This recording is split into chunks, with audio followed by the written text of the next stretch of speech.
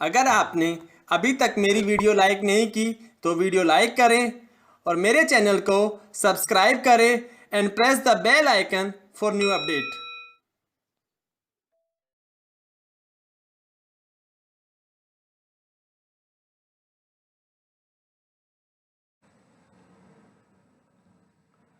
Welcome to my YouTube channel. I am Tarun from Government Polytechnic Alapur Badayu. Today in this video lecture I will discuss lawn roller with operation pushing and pulling. Means roller को पुल करना या push करना, और दोनों operation में कौन सा operation आसान है। मीन्स कि रोलर को पुल करना आसान होता है, खींचना आसान होता है या धकेलना आसान होता है। इन दोनों पॉइंट पर हम लोग इस लेक्चर में डिस्कस करेंगे। और लॉन रोलर इसीलिए बोला जाता है कि इस रोलर को आप लोग किसी भी मैदान में लेवल के लिए या किसी घास को काटने के लिए हम यूज़ करते हैं। तो इससे पहले आपको देखना होगा कि एक वेक्टर को कैसे डिकम्पोज करते हैं, किसी भी वेक्टर को दो पार्ट में कैसे डिवाइड करते हैं, ये जानना ज़्यादा ज़रूरी है।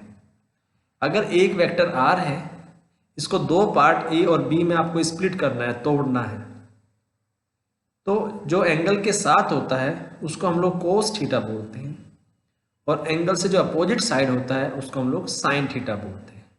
मीन्स जो ए वेक्टर होगा वो आर वेक्टर विद मॉड और into sine theta, angle sine theta के साथ आएगा, और जो बी वेक्टर होगा वो कोस थीटा के साथ आता है।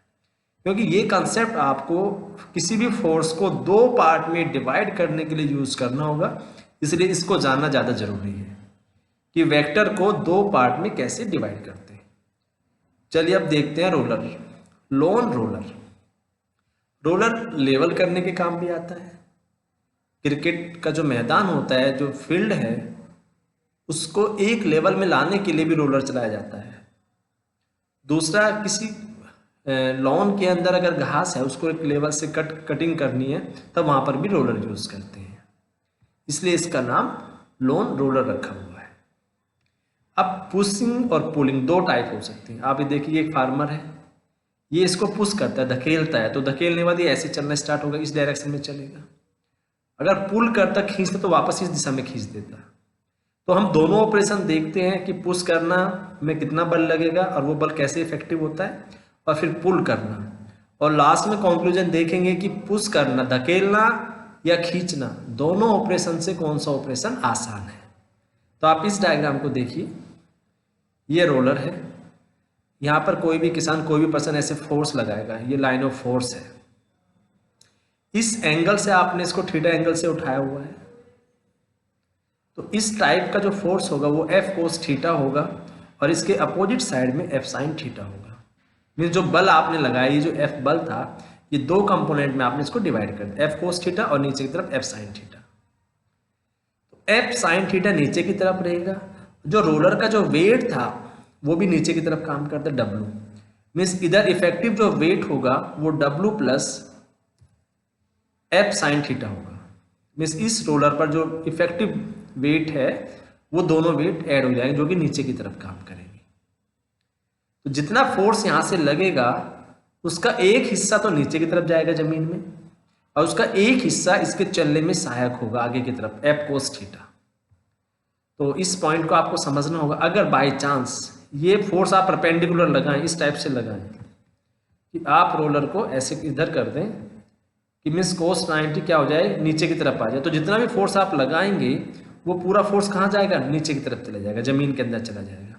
कोई भी कंपोनेंट चलने में सहायक नहीं होगा, ये समझ सकते हैं। इस तरीके से आप देख सकते हैं, अगर ये फोर्स ऐसे लग जाए, इधर की तरफ लगे, ये फोर्स ऐसे लग जाए, तो जितना फोर्स आप लगाएंगे एफ, उतना फोर्स क्या नीचे की तरफ चला जाएगा, तो ये रोलर जमीन के अंदर चला जाएगा, ना कि चलेगा। इस केस में टोटल फोर्स नीचे की तरफ रहेगा, क्योंकि आप इसको ऐसे उठाते जाएंगे, ये एंगल नीचे, ये कोस थीटा इधर चला जाएगा। कोस 0 1 होता है, कोस 90 0 हो जाता है, तो एक कंपोनेंट रहेगा जो कि ऊपर से नीचे तक सीधा आएगा। इसको चलने में जब सहायक होगा वो सिर्फ और सिर्फ क्या होगा, एफ कोस थीटा, ये वाला जो फोर्स है यही इसको चलने में सहायक होगा, इतना ही बल आप इसके काम आएगा। बाकी ये इतना पोर्शन इसका बेकार हो जाएगा जो इसका वेट बढ़ाएगा, ये समझ सकते हैं। जितना फोर्स आपने लगाया उस फोर्स से थोड़ा तो रोलर का वेट बढ़ जाता है और थोड़ा हिस्सा चलने में सहायक होता है। इसको पुशिंग बोल देते हैं, धकेलना। आपने इसको धकेलना शुरू किया। अब हम इसको दूसरा एग्जांपल देते हैं, पुलिंग ऑपरेशन। पुलिंग करना किसी चीज को ऐसे पकड़ के ऐसे खींचना, जैसे ये वाला एग्जांपल में आप देखते हैं, ये इसको इधर की तरफ खींचना स्टार्ट करेगा, पुलिंग ऑपरेशन है। तो पुलिंग ऑपरेशन में क्या होगा, जब फोर्स लगेगा, ये डायग्राम आप देख सकते हैं, इधर ये फोर्स की लाइन, ये फोर्स है F। इसको आपने ये ऐसे बोल रखी है, आपने इसको पकड़ के ऐसे खींच दिया। तो खींचने के बाद ये एंगल थीटा है, तो इधर F cos थीटा होगा और ये ऊपर की तरफ परपेंडिकुलर F sin थीटा होगा। तो अगर जितना बल आपने यहां पर लगाया उसका कुछ हिस्सा तो ऊपर जाएगा और कुछ हिस्सा नीचे इसकी तरफ रहेगा, और वेट हमेशा रोलर का नीचे की तरफ रहेगा। तो इफेक्टिव जो वेट होगा रोलर का वो माइनस हो जाएगा W minus F sin theta. Effective weight means इसका वेट जितना भी हो उससे कम ही फील होगा आपको, क्योंकि जितना बल आपने लगाया था उसका कुछ हिस्सा इसके वेट को कम करने के लिए ऊपर की तरफ गया हुआ है, और इसकी जो मोशन होगी वो इधर होगी। आप इधर चलेंगे, ये मोशन है, ये इसकी दिशा है, क्योंकि आप ऐसे हाथ इधर से खींचेंगे तो ऐसे खींच के इधर जाएंगे, तो ये इसकी दिशा है फोर्स की।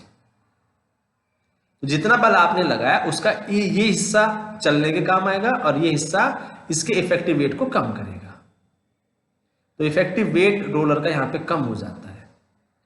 तो दोनों क्वेश्चंस का आप देखिएगा, पुलिंग करने में इफेक्टिव वेट ज्यादा हो जा रहा है, पुशिंग करने में, और पुलिंग करने में वेट कम होता है। तो चलने में सहायक कौन होगा, जिसका वेट कम होगा। इसीलिए रोलर को पुल करना, खींचना ज्यादा आसान होता है धकेलने के कंपैरिजन में। तो जो कंक्लूजन है वो यही होगा, क्योंकि खींचने में जो वेट होगा इफेक्टिव वेट वो कम है, और जो पुशिंग है उसमें आप देखिए इफेक्टिव वेट ज्यादा है।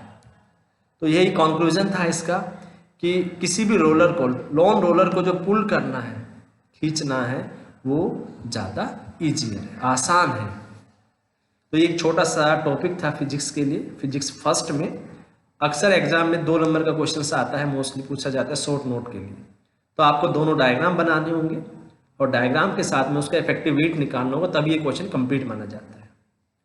और thank you for watching this video. अगर आपको ये वीडियो पसंद आई हो तो मेरे चैनल को सब्सक्राइब करें, वीडियो को लाइक करें और मैक्सिमम स्टूडेंट के बीच इसको शेयर करें। Okay, thank you.